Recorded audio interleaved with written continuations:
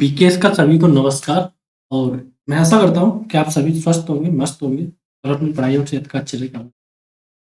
तो आज हम एक नई सीरीज स्टार्ट करने जा रहे हैं, वो भी आपके अर्थमेटिक टॉपिक की, क्योंकि लोगों की काफ़ी डिमांड आ रही है कि अर्थमेटिक थोड़ा पढ़ाया जाए, एडवांस थोड़ा कम किया जाए। तो अपन लोगों ने स्टार्ट कर रहे हैं आज हम प्रॉफिट एंड लॉस। और ये प्रॉफिट एंड लॉस आपका कोई सा भी एग्जाम हो, चाहे यूपीएसआई, सीजीएल, एसएससी का कोई सा भी exam, CGL, CHSL, MTS, CPO, और चाहे आपका सीडीएस का भी एग्जाम हो, तो इस सीरीज के माध्यम से मैं आपको प्रॉफिट एंड लॉस के बारे में सारा का सारा बेसिक से लेकर जितना भी आप एडवांस तक जा सकते हैं, तो वो सारा का सारा हम डिस्कस करेंगे। तो देखो, पहली बात है, देखो प्रॉफिट एंड लॉस क्या होता है। बेसिक इतना प्रॉफिट एंड लॉस वीडियो इतना बेसिक से रहने वाला है कि हो सकता है आप पर ये पहले आता हो, लेकिन बेसिक जब तक आपका स्ट्रांग नहीं होगा, जब तक आप कुछ नहीं कर सकते। और आपने हमारी प्रीवियस वीडियो को देखकर भी पता लगा लिया होगा कि हम कितना बेसिक से चलते हैं। देखो, प्रॉफिट को बोलते हैं जी लाभ, और लॉस को बोलते हैं हानि। तो इसमें तो आपको कोई कंफ्यूजन नहीं है। तो दुनिया में प्रॉफिट एंड लॉस आया क्यों? हमने देखा होगा पहले तो सारी चीज क्रम विनिमय से हो जाती थी कि चना दो और चावल लो, चावल दो चना दो। तो ये सारा का सारा हो जाता था। लेकिन जैसे जैसे आदमी के दिमाग में शैतानी बढ़ती गई, आदमी चालाक होता गया, तो दुनिया में प्रॉफिट एंड लॉस नाम की चीज आ जाती है। तो इससे आगे का एक टॉपिक और होता है डिस्काउंट। जैसे ही प्रॉफिट एंड लॉस आता है, उसके साथ ये डिस्काउंट भी चलता है, बट्टा। लेकिन ये बात की बात है, बट्टा की हम बाद में करेंगे। तो जैसे जैसे आदमी चालाक होता गया, तो दुनिया में प्रॉफिट एंड लॉस नाम की एंट्री हो चुकी थी, कि एंट्री हो चुकी है। तो देखो, प्रॉफिट एंड लॉस आया क्यों? क्योंकि देखो, चना उगाने वाले को पता पड़ रहा है कि मैं काफी कम चना उगा रहा हूँ, और चावल उगाने वाले को पता पड़ रहा है कि मैं काफी, देखो ये तो बहुत कम उगा रहा है, ये ज्यादा उगा रहा है। ये चना है, ये आपका चावल है। देखो, इसका कोई लेना देना नहीं है, लेकिन समझना मुझे। तो चने वाले का 1 बीघा में काफी कम चना हो रहा है, मान लो 10 केजी हो रहा है, और इसका 1 बीघा में 100 केजी हो रहा है। तो ये क्या कर रहे हैं, क्रम विनिमय नियम में ये 1 केजी दे रहा है, ये 1 केजी ले रहा है। तो देखो, इसका 10 बीघे में कितना प्रॉफिट हो पाएगा कि ये केवल 10 केजी ही राइस ले पाएगा, और ये 10 केजी राइस ले लेगा। लेकिन इसके पास 90 केजी और बचा है, ये इससे और चीजों की भी पूर्ति कर सकता है, लेकिन ये अपनी और चीजों की पूर्ति नहीं कर सकता। तो अब इन लोगों ने क्या किया कि अपना एक माइंड सेट किया, अपने एक इकाई स्टार्ट की कि भाई मेरे को तो इसका हानि हो रहा है, मतलब इस प्रकार से मैं अपना जिंदगी चलाऊं तो मेरा जिंदगी नहीं चल पा रहा है। तो फिर स्टैंडर्ड मानक आते हैं आपके, और उसके बाद उन लोगों का प्रॉफिट एंड लॉस चालू हो जाता है कि कौन सी चीज हमें किस रेट पर बेचनी चाहिए, या फिर कैसे बेचनी चाहिए, जो नापातोली करनी चाहिए। तो फिर आपकी ये एक इंटरनेशनल यूनिट आती है। पहले तो देखो, बिना ही इंटरनेशनल के था, जैसा चल रहा था वो चल रहा था। लेकिन आज के 21 सेंचुरी में आपको पता है कि इंटरनेशनल मानक आ चुके हैं, तो उन्हीं के हिसाब से आपकी सारी नापतोल होती है। तो देखो, ये तो थी इसकी प्रॉफिट एंड लॉस की बाहरी की भूमिका, की प्रॉफिट एंड लॉस इस दुनिया में आया। तो देखो, प्रॉफिट एंड लॉस दुनिया में इस कारण आया। लेकिन अब मैं तुम्हें सीधा टॉपिक से बात कर रहा हूं। तो देखो, प्रॉफिट लाभ कब होता है आपको, प्रॉफिट कब होता है? देखो, एक चीज आती है जैसे एसपी, इसे बोलेंगे आप विक्रय मूल्य, सेलिंग प्राइस।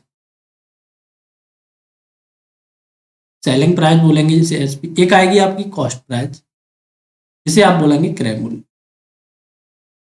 तो इसमें आपको कोई कंफ्यूजन नहीं होना चाहिए कि मैं बार बार एसपी बोलूं तो वो विक्रय मूल्य, और सीपी बोलूं तो वो आपका क्रय मूल्य। तो देखो, जब भी आपको प्रॉफिट, देखो कॉस्ट प्राइस किससे कहते हैं, क्रय मूल्य जिससे कहते हैं जिस लागत, देखो कभी कभी इसे लागत मूल्य भी बोल देते हैं, ठीक है। तो क्रय मूल्य को कभी कभी लागत मूल्य भी बोलते हैं, कॉस्ट प्राइस भी बोलते हैं। तो जो कोई वस्तु जिस चीज जितनी कॉस्ट पर मैन्युफैक्चरिंग हो पा रही है, वो आपका क्रय मूल्य है। और उसके बाद आप अपना ट्रांसपोर्टेशन का अपना मार्जिन जो भी लगा कर आप उस वस्तु को बेच देते हैं, तो वो आपका विक्रय मूल्य हो जाता है। मैं एक छोटे से एग्जांपल से बात करने की कोशिश करूं, बजाय पहले पढ़ाने के, तो देखेंगे आप कि मान लो आपने अपने खेत में उगाया, क्या उगाएंगे आप, जो भी उगाते हैं वो उगाया। मान लो कद्दू उगाया, कद्दू ऐसे लिखते हैं, अगर नहीं पता तो पंपकिन आप समझ सकते हैं। ठीक है, आपने उगाया जी 10 केजी कद्दू उगाया, और 10 केजी कद्दू में आपकी मैन्युफैक्चरिंग कॉस्ट आ रही है 100 रुपये। तो देखेंगे कि 1 केजी कद्दू की कितनी मैन्युफैक्चरिंग कॉस्ट आई, तो कहेंगे आप 10 रुपये। 10 केजी कद्दू का या 100 रुपये मैन्युफैक्चरिंग कॉस्ट आ गई, तो कहेंगे आप कि 1 केजी की आई 10 रुपया। लेकिन आपको मंडी ले जाने में 2 रुपया चार्ज और देना पड़ रहा है, तो अब आपका कद्दू मंडी में पहुंचा 12 रुपया में। उसके बाद आप 1 रुपया आड़ती आपको बेचने का टैक्स दे रहे हैं, तो आपका कद्दू हो गया 13 रुपया का। अब आप इसे ग्राहक को बेच रहे हैं, तो जितने कॉस्ट पर आप मान लो ग्राहक को बेच दिया 20 रुपये, तो देखो आपने 10 केजी का कद्दू 20 पे बेचा। देखो ये रियलिटी में प्रॉफिट नहीं है, ये भी इसमें कुछ कंट्रीब्यूट करेगा आपके प्रॉफिट को कम करने में, लेकिन हम डायरेक्ट उठाते हैं कि 10 का कद्दू मैंने बीच में बेच दिया, तो 10 थी मेरी कॉस्ट प्राइस और 20 है मेरी सेलिंग प्राइस। मेरे को पड़ा कितने का कद्दू, 10 का, बेचा कितने का, मेरे को 20 में, तो मेरे को कितने का लाभ हो गया। देखो लाभ मैं अभी बता रहा हूँ कि 10 रुपये का हुआ, लेकिन लाभ आपको 10 का नहीं हुआ है, क्योंकि ये भी आपकी कॉस्ट कटेगी, लेकिन ये बात का मुद्दा है, तो आप कहेंगे जी मेरे को 10 का लाभ हो। तो देखो अगर मैं प्रॉफिट की परिभाषा देने जाऊं, अगर मैं प्रॉफिट की परिभाषा देने जाऊं, तो देखो सेलिंग प्राइस में से मैं कॉस्ट प्राइस घटा दूं, और प्रॉफिट के केस में हमेशा आपका सेलिंग प्राइस ज्यादा रहेगा कॉस्ट प्राइस। इतनी बेसिक से चलेगी कि आपको खुद पता नहीं पड़ेगा। तो देखो अगर आपको प्रॉफिट निकालना है, तो सेलिंग प्राइस में से विक्रय मूल्य में से आपको क्या घटा देना है, क्रय मूल्य घटा देना, ठीक है जी। अब बात करूं मैं लॉस की, अभी मैं परसेंटेज की बात नहीं कर रहा हूँ, केवल प्रॉफिट और लॉस एग्जैक्ट वैल्यू की बात कर रहा हूँ। तो लॉस कब होगा आपका, जब आपका कॉस्ट प्राइस तो ज्यादा होगा और सेलिंग प्राइस क्या होगा, कम होगा, कि वस्तु निर्मित तो ज्यादा में हुई और आपने बेच कम में दी। तो जब भी आप लॉस निकालेंगे, तो लॉस कैसे आएगा आपका, लॉस आएगा जी सीपी माइनस, ठीक है। तो बड़े में से आपको छोटा घटाना है, तो ये हो जाएगा आपका लॉस। अब मैं बात करूं कि अगर आपको कॉस्ट प्राइस निकालना है, तो देखो लॉस के साथ कॉस्ट प्राइस कैसे निकालेंगे, लॉस प्लस सेलिंग प्राइस। अगर मैं सेलिंग प्राइस को लॉस में जोड़ूं, तो मेरा क्या आ जाएगा, लागत मूल्य आ जाएगा। अगर मैं यही बात करूं सेलिंग प्राइस के साथ, देखो मैंने ये सेलिंग प्राइस इधर भेजा, तो सेलिंग प्राइस कब आएगा, कॉस्ट प्राइस में से मैं लॉस घटा दूं, तो मेरा क्या आ जाएगा, सेलिंग प्राइस आ जाएगा। यही खेल खेलते हैं अपन लोग परसेंटेज के साथ। मान लो सॉरी प्रॉफिट के साथ खेलते हैं, परसेंटेज निकल रहा है, तो ये क्या करते हैं आप, S P minus C P करेंगे, आपकी S P minus C P हो जाएगा। तो अब आप क्या करेंगे, इसके लिए आपको करना है कॉस्ट प्राइस निकालना है, तो कॉस्ट प्राइस बराबर एस पी माइनस प्रॉफिट। अब अगर आपको एस पी निकालना है, तो क्या करेंगे आप, एस पी बराबर कॉस्ट प्राइस प्रॉफिट, तो प्रॉफिट हो गया जी, परसेंटेज अभी नहीं चल रहा है। तो यहाँ पर देखो ये बेसिक भूमिका होती है कि अगर आपको कॉस्ट प्राइस निकालना है, तो सेलिंग प्राइस क्या आएगा, सेलिंग प्राइस निकालना है तो कॉस्ट प्राइस। अब लेकिन देखो प्रॉफिट एंड लॉस में इसका तो कोई ज्यादा भूमिका नहीं होती। अब मुद्दा आता है प्रॉफिट परसेंटेज का, कि प्रॉफिट परसेंटेज कैसे निकाली जाए। प्रॉफिट परसेंटेज, देखो परसेंटेज का मतलब होता है जो भी चीज आप 100 पर कैलकुलेट करें वो आपका प्रॉफिट। तो एक चीज आपको ध्यान रखनी है, जब तक क्वेश्चन में कुछ ना बोले तो आपको हमेशा प्रॉफिट किस पर कैलकुलेट करना है, आपको हमेशा प्रॉफिट कैलकुलेट करना है कॉस्ट प्राइस पर। तो जब तक कुछ ना बोले तो प्रॉफिट कैलकुलेट करना है कॉस्ट प्राइस पर। तो देखेंगे आप कि प्रॉफिट परसेंटेज में निकाल दूं, तो यहां से आएगी मेरी प्रॉफिट, कितने रुपए का प्रॉफिट हुआ, मल्टीप्लाई 100 अपॉन कॉस्ट। तो किस पर कैलकुलेट करेंगे, हमेशा कॉस्ट प्राइस पर। और लॉस भी आपको किस पर कैलकुलेट करना है, हमेशा कॉस्ट प्राइस पर कैलकुलेट करना है। तो देखो ये अब बात हो रही है परसेंटेज की, तो ये 100 आ रहा है आपके परसेंटेज के लिए। तो देखो ये profit percentage, sorry loss percentage, ये प्रॉफिट। अब वो बात आती है देखो कि कोई वस्तु में क्रय मूल्य और विक्रय मूल्य कैसे फाइंड आउट करना है, और इन दोनों में क्या क्या रिलेशन होता है, वो अपन लोगों को बैठा। तो देखो ये कॉस्ट प्राइस है, कॉस्ट प्राइस देखो सेलिंग प्राइस, अगर मेरे को लाभ हुआ तो मैं जोड़ दूंगा, और हानि हुई तो मैं घटा दूंगा।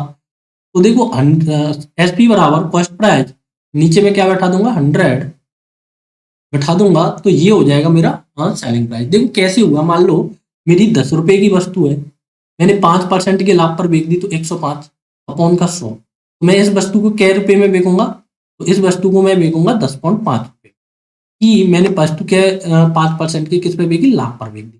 तो देखो 10 की वस्तु थी, 5% लाभ का मतलब 100 की वस्तु 105 में बेची, और 100 की वस्तु 105 में बेच दी, तो एक जीरो से एक जीरो, तो 10.5 में मैं उसकी क्या कर दूंगा, फाइनली एसपी निकाल। तो 10.5 मेरा एसपी आ जाएगा, अगर मैं किसी वस्तु को के कितने परसेंटेज के लाभ पर बेचूं, 5% के लाभ पर बेचूं, अगर मेरी 10 रुपए की। तो अब आप देखेंगे कि एसपी का फॉर्मूला हमारा जनरेट हो पा रहा है कि कॉस्ट प्राइस पर अगर प्रॉफिट है तो वो हमें जोड़ना है, अगर लॉस है तो वो हमें घटा देना है, बटे में 100 बैठा देना। अब यहीं से आप बात करें कि मैं कॉस्ट प्राइस कैसे निकालूं, तो देखो कॉस्ट प्राइस मैंने यहीं पर छोड़ दिया। अब देखो एसपी के साथ मल्टीप्लाई में चले जाएगा 100 नीचे से ऊपर, तो ये हो जाएगा 100 प्लस माइनस प्रॉफिट। ये प्लस माइनस इस कारण लिया गया है क्योंकि यहाँ पर प्रॉफिट के साथ तो प्लस होना है और लॉस के साथ माइनस होना है। अगर इसे आप सेपरेट निकालना चाहें तो प्रॉफिट के साथ क्या फॉर्मूला हो जाएगा, तो प्रॉफिट के साथ केवल ये वाला फॉर्मूला हो जाएगा। लॉस के साथ क्या हो जाएगा, तो लॉस के साथ आपका केवल और केवल 100 माइनस लॉस वाला हो जाएगा। तो इसे आप बड़ी आसानी से अलग अलग निकाल पाएंगे। तो देखो ये तो थी इसकी बेसिक भूमिका की प्रॉफिट परसेंटेज और कॉस्ट प्राइस, प्रॉफिट परसेंटेज कैसा निकाला जाए, कॉस्ट प्राइस कैसा निकाला जाए, सेलिंग प्राइस कैसे निकाला जाए। तो देखो ये भूमिका होती है किसी भी टॉपिक के लिए बेहद ज़्यादा जरूरी।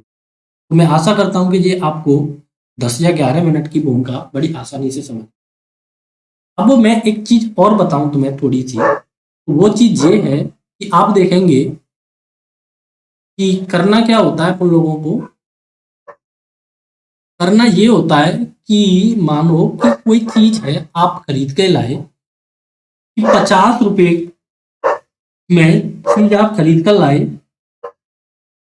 तो देखेंगे कि कैसे आप मार्केट में गए और आपने 50 रुपए में कोई वस्तु खरीदी। तो मान लो 50 रुपए में आपने एक वस्तु खरीदी, 50 रुपए में एक वस्तु खरीदी, तो प्रति वस्तु मूल्य क्या हो गया आपका 50/1। तो कहेंगे कि मैंने 50 में एक वस्तु खरीदी। लेकिन अगर आपने 50 रुपए में दो वस्तु खरीद ली तो एक वस्तु कितने की खरीदी, 25 रुपए की खरीदी। अगर 50 में आपने मान लो 5 वस्तु खरीद ली तो एक वस्तु कितने की खरीदी, 10 रुपए की। तो आप देखेंगे कि अगर आप अपन लोग अमाउंट में आर्टिकल से मैं डिवाइड कर दूं, आर्टिकल से मैं डिवाइड कर दूं तो मेरे लिए क्या निकल कर आ रहा है, प्रति वस्तु का मूल्य निकल कर आ रहा है। तो ये चीज आप बेहद आसानी से समझते होंगे कि अमाउंट में अगर मैं, क्या मैं दोबारा से बोलूं, अमाउंट में अगर मैं वस्तु का से डिवाइड कर दूं कि मैंने कितनी वस्तु खरीदी, तो मेरा प्रति वस्तु मूल्य निकल आएगा। क्या निकलेगा, प्रति वस्तु मूल्य निकलेगा। चाहे वो हानि वाला हो या फिर लाभ वाला हो, उससे आपको कोई मतलब नहीं है। बस यहाँ पर क्या निकालना है आपको, प्रति वस्तु मूल्य निकालना।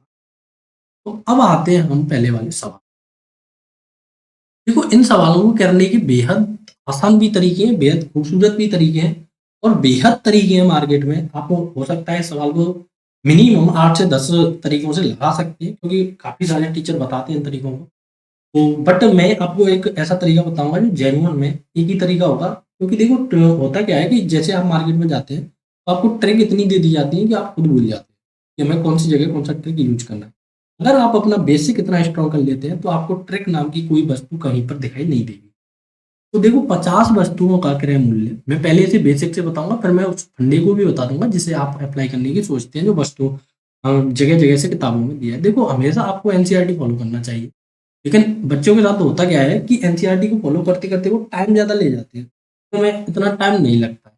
हम मानते हैं ट्रैकों में टाइम नहीं लगता है, लेकिन पेपर में आपको ट्रैक कोई सी भी ध्यान नहीं रहती, हमेशा एनसीईआरटी ध्यान रखता है। कभी पेपर दिया होगा तो ये जरूर रियलाइज किया होगा कि आपका जो 10th क्लास का ज्ञान है वही आपके आगे आता है। जो ट्रैक ब्रेक है आप जहाँ से भी पढ़ते हैं वो जल्दी भूल जाते हैं। तो मैं देखो अब इस सवाल को करने की कोशिश करूंगा पहले तरीके।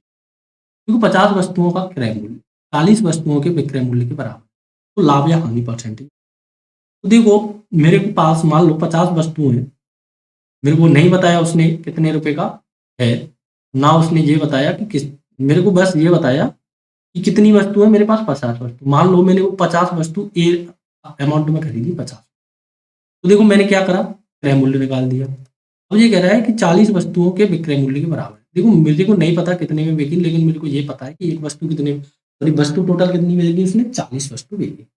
तो आप कहेंगे जी ए से तो ए कट गया, दोनों का मैं क्रॉस कर दूं तो 4:5 मेरा क्या आ गया, ये आ गया मेरा कॉस्ट प्राइस और ये आ गया जी मेरा सेलिंग। अब देखो 4 की वस्तु मैंने कितने की बेच दी, 5 की बेच दी, तो लाभ कितने का हुआ, प्रॉफिट हुआ जी मेरे को 1 का। कितने पर हुआ, 4 पर हुआ, गुणा 100। तो यहाँ से आप कहेंगे कि मेरे को लाभ कितने का हो गया जी, 25। तो देखो एक तरीका तो होता है इसका ये, यही तरीका आपको कोई से भी एग्जाम में जाए वहां पर यही तरीका आपको अप्लाई करना। दूसरा तरीका आपको बता दिया जाता है, मैं बता दूँ आपको, x minus y upon y multiply में, दिस इज नथिंग बट, देखो x की वैल्यू आपको 50, वाई की वैल्यू 40, 40 पर ही कैलकुलेट कर देना है गुणा का। तो देखो 10 अपॉन 40 गुणा का 100, एक जीरो से एक जीरो गया, 25 में 100, 100 में 4 का भाग दिया तो आपका क्या आ गया यहाँ से प्रॉफिट परसेंट। एक तरीका होता है जी आपका ये। तो देखो ये 2 तरीके होते हैं, इनके और भी तरीके हैं, लेकिन ये देखो आपको ध्यान रखना पड़ेगा। लेकिन इसमें क्या है कि कितने की आई कितनी वस्तु, कितने की आई कितनी वस्तु, रेशियो निकाला आपने डायरेक्ट। करेक्ट आंसर क्या हो जाएगा इसका, 25% इसका करेक्ट। देखो फिर से नेक्स्ट सवाल आपकी स्क्रीन पर, हमेशा आपको ध्यान रखना है अमाउंट अपॉन आर्टिकल। अगर आप अमाउंट अपॉन आर्टिकल ध्यान रखेंगे तो निस्संदेह आप कभी नहीं फंसेंगे, लेकिन अगर आपने अमाउंट अपॉन आर्टिकल ध्यान नहीं रखा तो आप पक्का फंसेंगे। क्योंकि देखो अगर बेसिक से आप बना पा रहे हैं तो फिर दिक्कत ही किस बात की। देखो बड़ा खूबसूरत सवाल, और मेरे को लगता है आपने भी लिया होगा। अगर समझ में नहीं आता है तो हाँ ना जरूर बोलते रहिए। तो 16 वस्तुओं का क्रय मूल्य, देखो यहाँ पर फर्स्ट प्राइस लिखिए, यहाँ पर सेलिंग, तो मेरे को पैसे नहीं दिए तो, लेकिन वस्तु दिए तो 16 वस्तुओं का क्रय मूल्य, 20 वस्तुओं के किसके बराबर है, विक्रय मूल्य के बराबर है। ए से तो ए गया, 20 रेशियो 16, यहाँ से क्या आ गया मेरा 5 रेशियो, क्यों 5 की वस्तु कितने में बेच दी, 4 में बेच दी, तो लॉस कितने का हुआ जी मेरे को, 1 का लॉस हुआ। कितने पर हुआ, 4 पर, 5 पर हुआ सॉरी। तो यहाँ से मेरा क्या आ जाएगा 20% लॉस आ। तो हमेशा जो यहाँ आता है फर्स्ट प्राइज आता है, क्योंकि लॉस कैलकुलेट करेंगे। मैं आशा करता हूँ कि ये वाला तरीका आपको बेहद आसानी से समझ में आया। अब देखो हम आते हैं नेक्स्ट प्रकार के सवाल। तो देखो नेक्स्ट प्रकार के सवाल कैसे करने होते हैं। देखो एक दुकानदार कुछ वस्तुओं को 15 रुपये में 12 वस्तु की दर से खरीदता है। खरीदता है तो मतलब वो हो गया उसका क्रय मूल्य। तो आपको क्रय मूल्य लिख लिया। देखो पहले आपको पैसे नहीं दिए थे, लेकिन अब उसने क्या दिए, पैसे दिए। 15, देखो अमाउंट अपन क्या करते हैं अपन लोग, आर्टिकल करते हैं। 15 अपॉन 12 ये हो गया मेरा कॉस्ट। अब कह रहा है ये सेलिंग प्राइस, वह है इन सभी वस्तुओं को 14 रुपये में 10 वस्तु की दर से बेच देता है। तो देखो 14 रुपये में 10 वस्तु की दर से, तो देखो मैंने प्रति वस्तु का कॉस्ट प्राइस निकाल दिया, प्रति वस्तु का सेलिंग प्राइस निकाल दिया। तो अब मैं देख लूंगा कितने का प्रॉफिट हुआ, कितने की हानि हुई। तो आप इसे कटेंगे 2 से, तो ये 7 बार, इसे कटेंगे आप, ये 5 बार, ये अच्छा। आप देखेंगे यहाँ से कितना आ गया 25, यहाँ से आ गया 8। तो 25 की वस्तु कितने में बेच दीजिए, 28 में। तो लाभ हुआ 3 का, कितने पर, 25 पर गुणा 100, 25 100।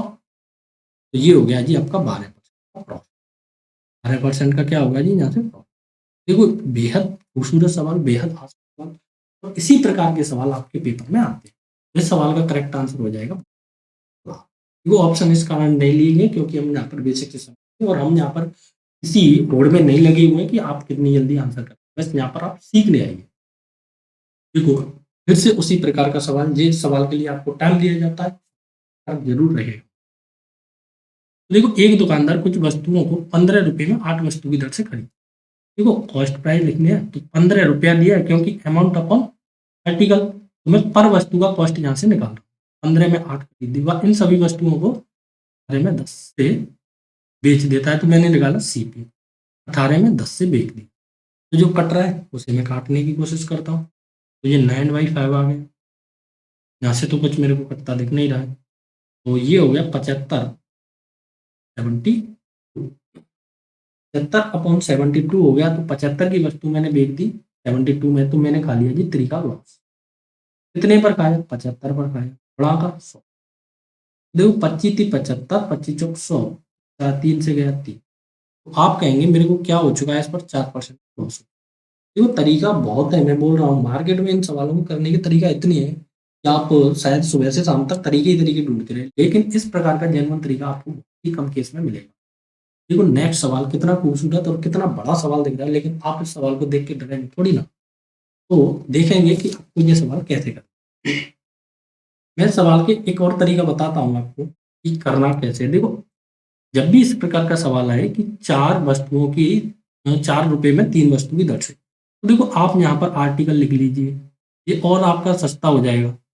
यहाँ पर आप प्राइस लिख लीजिए। देखो ये कह रहा है 4 हाँ, ये कह रहा है 4 रुपए में 3 वस्तु की दर से। तो देखो 3 खरीदी वस्तु और 4 थे उसका रुपए। लेकिन चलो मैं ऐसे बाद में बताऊंगा इस तरीके से, फिर आपको कंफ्यूजन हो जाएगा। देखो मैं उसी तरीके से बताता हूँ। देखो 4 रुपए में 3 वस्तु की दर से वस्तु खरीदता है वह, और वह उतना ही वस्तु 3 रुपए में दो, मान लो इसने एक्स वस्तु यहाँ पर खरीदा और वह उतना ही वस्तु और खरीदता है, एक्स ही वस्तु अब फिर से खरीद रहा है 3 रुपए में 2 की दर से, और खरीदता है वह इन सभी वस्तुओं को 4 रुपए में। देखो ये हो गया मेरा कॉस्ट, ये हो गया सेलिंग प्राइस। देखो 4 रुपए में 2 की दर से बेच देता है सभी वस्तुओं को। देखो एक्स यहाँ पर खरीदा, एक्स यहाँ पर खरीदा, तो टोटल कितना हो गया मेरा 2x हो गया। तो 2x उसने बेच दिया। देखो x मानने का यहाँ पर कोई आपका जरूरत नहीं है, बस एक यूनिट आपको यहाँ मानना है, एक यूनिट यहाँ मानना है, और टोटल अल्टीमेट 2 यूनिट कर देना है। लेकिन ये x मान लिया तो आप इसे x के तरीके से भी कर सकते हैं। देखो आपका एलसीएम आया यहाँ से 6, और ये हो गया जी आपका 8, ये हो गया जी यहाँ से आपका, ये हो गया जी आपका, देखो 2 से 2 गया, यहाँ से हो गया 4। देखो मैंने x क्यों उठा दिया, क्योंकि देखो x यहाँ भी आएगा और x यहाँ भी आएगा और x से x कट जाएगा, तो x यहाँ पर आपके साथ कोई भूमिका नहीं निभाएगा, क्योंकि आप उसने तो आपके आपके साथ अब तक भूमिका नहीं निभाई है, x ने तो अब क्या ही निभाएगा, क्योंकि आपकी x आपको छोड़कर जा चुकी है, तो वो जब भी x बनी है। देखो 9 और 8 जोड़ते हैं तो होता है आपका 17, तो ये होता है जी 24। तो 17 की वस्तु आपने कितने में बेच दी, 24 में बेच दी। कितने का लाभ हुआ, 7 का लाभ हुआ, कितने पर, 17 पर गुणा। तो ये हो गया जी आपका 700 अपॉन 7। तो देखो 17 चौका 68 होता है, 17 चौका 68 होता है, और उधर बचता है जी 2 और 0। 17 एक 17 होता है, 3 और 7। तो ये हो गया 41 सही, 3/17 इस सवाल। तो देखो इस प्रकार के सवाल आपको पेपर में बहुत देखने को मिलते हैं, और ये पेपर में आते ही रहते हैं, और इतना आते हैं कि आपको अगर इन सवालों पर कमेंट हो जाती है तो आप बड़ी आसानी से प्रॉब्लम। देखो फिर से नेक्स्ट सवाल, इस सवाल को आप कैसे कर पाएंगे, उसके लिए तो ये सवाल अरेंज करना है, अरेंज हो चुका है। अब आते हैं हम सवाल। एक दुकानदार कुछ वस्तुओं को 3 रुपए में 2 की वस्तु दर से बेचता है। देखो कॉस्ट प्राइस 3 रुपए में 2, अमाउंट अपॉन आर्टिकल, कभी भूलना नहीं है, आर्टिकल अपॉन अमाउंट नहीं कर देना, अमाउंट अपॉन आर्टिकल। वह उतना ही वस्तु, मतलब मान लो एक्स अब खरीदा, फिर से उसने एक्स खरीद लिया, तो मैं उसे जोड़ देता हूँ, 2 रुपए में 3 वस्तु की दर से खरीदता, तो इतना ही खरीदा। वह इन सभी वस्तुओं को, अब देखो बेच रहा है तो सेलिंग प्राइस, 3 रुपए में 4 वस्तु की दर से बेच दे। तो यहाँ से देखो एक वस्तु यहाँ, एक वस्तु यहाँ, तो टोटल कितना बेगा उसने, 2 बेगा। इस 2 का अगर आपने गुणा करना भूल गए तो ये आपके साथ धोखा हो जाएगा, क्योंकि तो पूरा वस्तु बेगा उसने, एक यूनिट यहाँ खरीदा, एक यूनिट यहाँ, तो टोटल कितना यूनिट होगा, 2। यहाँ से इसे आप कटेंगे तो 2 टाइम जाएगा। यहाँ से एलसीएम आया जी 6, तो ये गया 9, तो ये गया आपका 8, फिर से 8, तो 9 गया, 8 गया, 2, ये गया 2 टाइम, तो यहाँ से 4 आएगा, सॉरी, यहाँ से आएगा आपका 3/2। तो इससे तो ये गया 3 टाइम, तो 9 और 4 13 अपॉन 9, तो ये 13 और 9 हो चुका है। तो 13 और 9 हो चुका है, तो आपको क्या हो गया जी, 13 की वस्तु 9 में बेच दी, तो हो गया जी आपको लॉस। तो लॉस हो गया कितने का, 4 का, कितने पर, 13 पर। मैं लॉस परसेंटेज निकालूं। देखो लॉस परसेंटेज कैसे निकलता है, मैंने ये सारे के सारे फॉर्मूले बता चुका हूँ पहली वाली स्लाइड। तो 400 में अल्टीमेट आपको डिवाइड करना है जी। तो देखेंगे अब 13 तिया होता है 39, 1 बचा, 0 बचा, तो नहीं जा पा रहा है, तो आप क्या करेंगे, 30 सही 10/13 इस सवाल का करेक्ट आंसर। देखो ये ऑप्शन पर डिपेंड करता है। देखो अब मैं फिर से नेक्स्ट सवाल पर आता हूँ। ये फिर से आपकी स्क्रीन पर खूबसूरत सा सवाल। और ये आज का हम इसी सवाल पर अंतिम करते हैं, क्योंकि वीडियो ज़्यादा लंबी नहीं खींचेंगे। वीडियो लंबी खींचने से काफ़ी लोग इस सवाल को नहीं देख पाते हैं, और इसका लॉस हमें पड़ता है। सवाल को मैं छोटा कर देता हूँ, आपने ये पढ़ी। ये आपका सवाल स्क्रीन पर, एक दुकानदार कुछ वस्तुओं को 2 रुपए में 3 की वस्तु से खरीद, तो 2 रुपए में 3 की वस्तु, मैं पहले से 2 गुना, मान लो 1 यूनिट इसने यहाँ खरीदा, तो 2 यूनिट अब खरीदा। वस्तु 3 रुपए में 2 वस्तु की दर से और खरीदता है। वह इन सभी वस्तुओं को 3 रुपए में 2 वस्तु की दर से बेच देता है। देखो 3 रुपए में 2 वस्तु की दर से बेच देता है। देखो 2 यूनिट जहाँ खरीदा, 1 यूनिट जहाँ खरीदा, तो कितना यूनिट खरीद लिया उसने? 3 यूनिट खरीदा। तो ये वाला यूनिट आपको भैया ध्यान रखना है। तो इसके बाद इस सवाल में कुछ बचता नहीं है। तो आप देखेंगे फिर से आपका 6 एलसीएम आ गया। काट भी सकते हैं इसे आप, लेकिन काटने से काट दो फिर क्या है। तो 3 हो गया, ये 1 हो गया। तो यहाँ से आपका क्या आएगा? ये हो गया जी 2/3 प्लस 3/1 रेशियो 9/2। यहाँ से आपका 3 एलसीएम आया। तो 2 प्लस 9 बराबर 9/2। तो इसे सॉल्व करेंगे। 9 2 11 दूनी होता है आपका 22 और 27। तो कितने का प्रॉफिट हुआ? 5 का प्रॉफिट। कितने प्रॉफिट परसेंटेज निकाल रहा हूँ? तो 22। 500 में आपको किसका डिवाइड कर देना है? 22 का। तो यहाँ से क्या आ जाएगा आपका? तो आप देखेंगे कि 22 दूनी 44 होता है, 6 बचेगा, तो आएगा 22 दूनी फिर से 44 होता है। तो आपका क्या बचेगा? ऊपर बचेगा 16 है और नीचे बचेगा। जैसे आप क्या लिखेंगे? 22 8%। देखो एसएससी अब कैलकुलेटिव होता जा रहा है, तो इसमें भी सवाल अब काफी कैलकुलेटिव लेकर आए हैं। देखो ये आज का हमारा अंतिम सवाल है। वीडियो हम लंबी नहीं खींच रहे हैं क्योंकि उसका खामियाना हमें भुगतना पड़ता है। देखो अब हम इसमें थोड़ी से कल क्या क्या सवाल डिस्कस होने हैं, तो मैं उन्हें थोड़ा सा आपको बता देता हूँ। आप उन्हें देख सकते हैं और कर भी सकते हैं। तो देखो ये सवाल होना कल डिस्कस, ये सवाल है। इस प्रकार के सवाल आपको कल मिलने वाले हैं। इस प्रकार के सवाल देख सकते हैं, बड़ी खूबसूरत खूबसूरत से सवाल।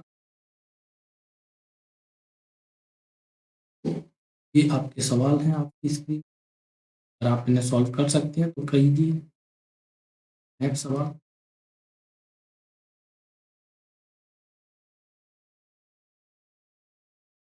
और नेक्स्ट सवाल, सारे के सारे नेक्स्ट वीडियो के सवाल हैं। आपको कोई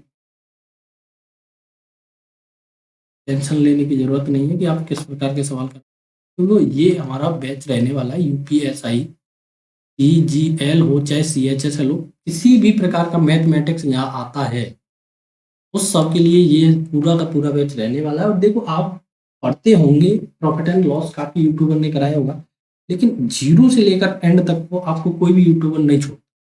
वो क्या करते हैं? अपना इन्फ्लुएंस दिखाते हैं किसी पार्टिकुलर टॉपिक को लेकर, उसके बाद वो यूट्यूब से गायब हो जाते हैं और मोटी मोटी फीस लेकर वो फिर आपको पढ़ाते हैं। लेकिन मेरा यहाँ पर आपके लिए यही ध्येय है कि पूरा बेसिक से एडवांस पढ़ो और जानो, और कल के लिए आप फिर से टीचर भी बनना चाहें तो जब तक आप टीचर नहीं बनेंगे, जब तक आपका बेसिक, ये आप ध्यान बांध सकते हैं। और अगर आपको एग्जाम भी टॉप करना है, एग्जाम अच्छे से क्वालिफाई करना है, तो आपको बेसिक सीखना बहुत ही ज़्यादा इम्पोर्टेंट। तो अगर वीडियो से आपको थोड़ा बहुत, वीडियो को आप शेयर कर सकते हैं, सब्सक्राइब कर सकते हैं। Thank you for watching. मिलेंगे अगली वीडियो में, जल्द कल ही मिलेंगे। तो जब तक के लिए टेक केयर, बाय।